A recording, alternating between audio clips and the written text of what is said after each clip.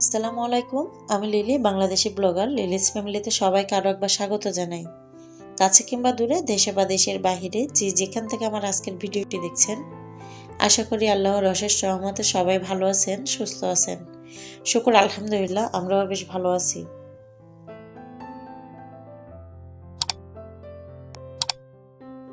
যেহেতু রোজার মাস, ভোর রাতে হচ্ছে যে সিয়েরি খেতে ওঠা হয়, আর সকালে হচ্ছে একটু ঘুম থেকেই দেরি করে ঘুম থেকে ওঠা হয়।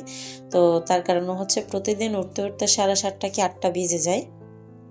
তো এরপরে হচ্ছে বাচ্চাদেরকে চা নাস্তা খাওয়াই দিয়ে আর কিছুক্ষণ একটু পড়াই, আর এরপরে হচ্ছে গিয়ে ওদের 10টা থেকে অনলাইন ক্লাস চলে। 10টা থেকে দেখা যায় 12টা পর্যন্ত ওদেরকে নিয়ে বসেই থাকতে হয় আমার। তো এর মধ্যে হচ্ছে চাইছিলাম যে ক্লাসটা শুরু হওয়ার আগে বাচ্চাদেরকে একটু ভারী খাবার দিয়ে দিব। তো যখন রান্নাটা শুরু করলাম, তো ওদেরকে পড়তে বসায় দিয়ে রান্নাটা করতে আসছিলাম, খিচুড়ি। তো ওই প্রথম পর্যায়ে হচ্ছে ওদের ক্লাসটা শুরু হয়ে যায়। তো ওখানে স্টপ করে রেখে তারপর হচ্ছে ওদের ক্লাস জয়েন করি আর ওদেরকে নিয়ে বসে যাই। এরপরে হচ্ছে ওদের ক্লাস শেষ হয়, তারপরে হচ্ছে যে বাকি রান্নাটাই যে প্রসেসিংটা দেখতেছেন, এখান থেকে এসে কমপ্লিট করার চেষ্টা করি। আমার আজকের ভিডিওটি আশা করি আপুদের কাছে একটু হলেও ভালো লাগবে। ভালো লাগলে প্লিজ লাইক, কমেন্ট, শেয়ার করবেন। আপনি যদি আমার চ্যানেলে নতুন হয়ে থাকেন, তাহলে আমার চ্যানেলটা সাবস্ক্রাইব করে নেবেন এবং পাশে থাকা অল অপশনটি চালু করে দিবেন, যেন যে কোনো সময় নতুন ভিডিও আপলোড দিলে নোটিফিকেশন পৌঁছে যায় আপনার কাছে। আপনি আপনার মূল্যবান সময় এবং সুযোগ বের করে আমার ভিডিওটি দেখে নিতে পারেন। যারা অলরেডি করে দিয়েছেন সকল আপুদের ভাইয়াদের অসংখ্য অসংখ্য ধন্যবাদ। এই যে খিচুড়িটা কমপ্লিট করছি, আর এখানে হচ্ছে আমি ডিম আর কিছু রান্না করা মাংস ছিল, সেগুলো হচ্ছে অ্যাড করে দিয়ে তারপর কমপ্লিট করে বাচ্চাদেরকে খাওয়াই দিছি। খাওয়াই দেওয়ার পরে হচ্ছে গিয়ে প্রায় 12টা বেজে গেছে, আর এখন হচ্ছে পরিষ্কার পরিচ্ছন্নতার কাজ। এই যে ফ্রিজটা দেখতেছেন, এটা কিন্তু আমার খুবই বিরক্তিকর বা বিরক্তকরের একটা জিনিস বলতে পারি, যেটা আমি সবসময় শেয়ার করি। এই ফ্রিজটা হচ্ছে দেখা যায় প্রত্যেকটা ফার্নিচার একদিন পর পর ক্লিন করলে হয়, তবে অনেক সময় দেখা যায় কিছু কিছু ফার্নিচার সপ্তাহে একদিন ক্লিন করলেও চলে। তবে এই ফ্রিজটা কিন্তু আমার রেগুলারই কন্টিনিউ করে সকাল বিকাল মুছতে হয়। তো যার কারণে হচ্ছে খুবই বিরক্ত লাগে। আর একটু পানির ছিটা হাতের একটু ভিজা ভাব থাকলে কিন্তু দেখা যায় ব্ল্যাক কালারের উপর যে কালো বা সাদা ছোপ পড়ে, একদম মনে হয় যে আমার দিকে তাকায় আছে। দেখতে খুবই বিশ্রী বা নোংরা লাগে, যার কারণে হচ্ছে রেগুলার মোছা লাগে।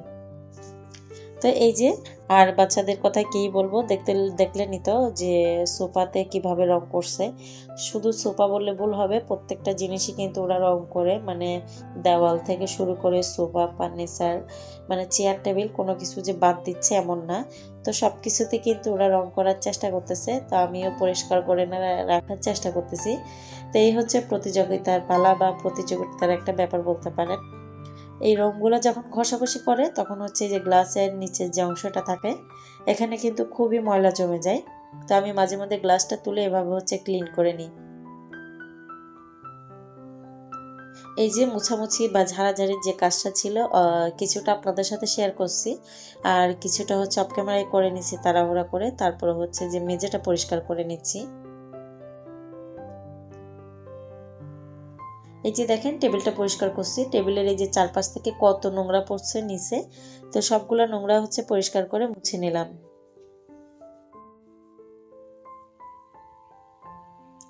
ঘর যখন ঝাড়াঝাড়ি বা মোছামুছি করতে গেছি, তখন হচ্ছে এই যে চানা বুটগুলো সিদ্ধ দিয়ে গেছিলাম, আর এগুলা কিন্তু সিদ্ধ হওয়ার শেষ পর্যায়ে। আমি হচ্ছে একদিন সিদ্ধ করলে 3-4 দিন হচ্ছে এগুলা ভেজে বা গরম করে খাই, সেজন্য একদিনে হচ্ছে একটু বেশি করে সিদ্ধ করে নিই। এই যে দেখেন আমার বাচ্চারা হচ্ছে যে ওই যে ড্রয়িং কম্পিটিশন হয়েছিল বলছিলাম না আপনাদের সাথে, তো সেই কম্পিটিশন হওয়ার পরে ওখান থেকে হচ্ছে কিছু বই, কালার বুক, তারপরে পেন্সিল, তারপর পেন্সিল বক্স গিফট পাইছিল বলছিলাম। তো সেখান থেকে হচ্ছে এই বইটাও ওরা গিফট পাইছে। তো এখানে হচ্ছে আমার বাচ্চা দেখেন, ছোট ছেলে, মাশাআল্লাহ খুব সুন্দর করে করার চেষ্টা করছে যতটুকু পারছে। তো ও হচ্ছে প্রত্যেক দিন যখনই সময় পায় বা ওর খেলাধুলার মন না থাকে, হচ্ছে কালার পেন্সিল বা নিয়ে এই বইটা নিয়ে বসে যায় রং করতে। দেখেন প্রত্যেকটা কিন্তু চেষ্টা করছে মোটামুটি, মানে ছবিতে যেভাবে আছে ওভাবে করার। তবে রঙের হালকা বা গাঢ়তার কারণে হচ্ছে একটু স্বচ্ছ বা একটু ডিপ লাগতেছে। তো যাই হোক, মাশাআল্লাহ দিলে ভালোই করছে, খারাপ না। তো এদিকে হচ্ছে গিয়ে ও এই বইগুলা নিয়ে বসছিল, আর আমি হচ্ছে আপনাদের সাথে শেয়ার করার জন্য সামান্য একটু ভিডিও করে নিলাম, যেন ভিডিও আকারে আপনাদের সাথে শেয়ার করতে পারি। আমি যখন এই ভিডিওটা মানে বইটা কভার করতেছি ভিডিওতে, তখন হচ্ছে ওর খেয়াল পড়লো যে নৌকার মাঝি যে লুঙ্গি পরছে, লুঙ্গিতে হচ্ছে রং করা হয় নাই। তো ও হচ্ছে এখন যেহেতু খেয়াল করছে, তো এই হচ্ছে রং করে দিল। তো যাই হোক, সবাই আমার বাচ্চাদের জন্য এবং আমার পরিবারের জন্য, আমার ফ্যামিলির যত মেম্বার আছে সবার জন্য দোয়া করবেন। আমিও সবার জন্য দোয়া করি, সবাই ভালো থাকুক, সুস্থ থাকুক, যে যেখানে থাকবেন নিরাপদে থাকুক।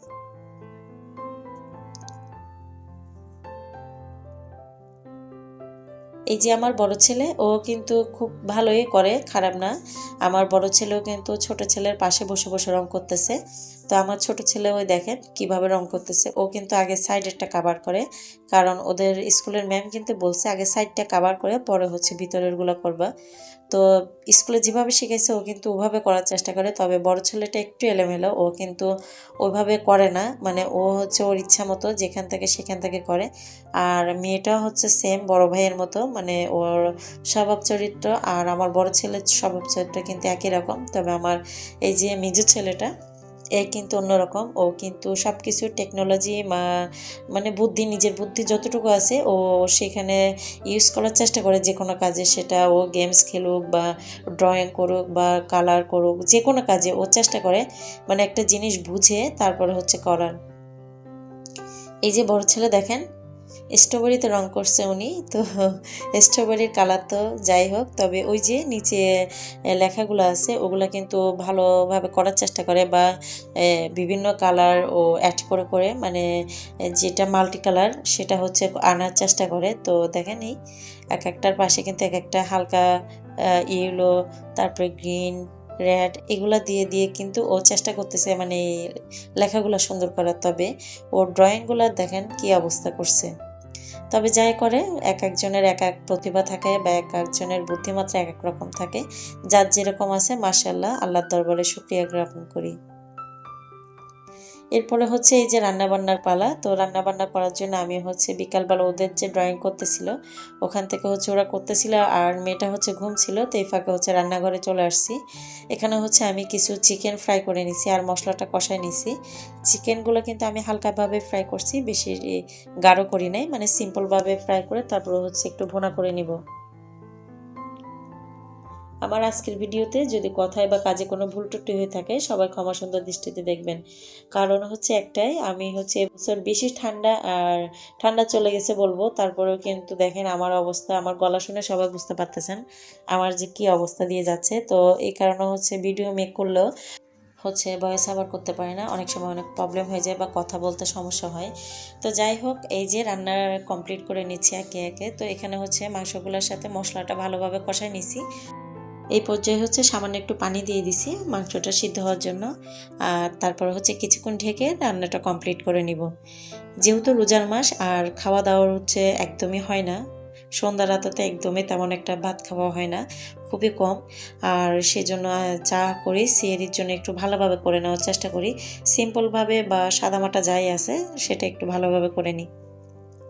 এরপরে হচ্ছে আমি রান্নাটা কমপ্লিট করার পরে অফ ক্যামেরাতে ইফতারিগুলো সব ভেজে নিছি।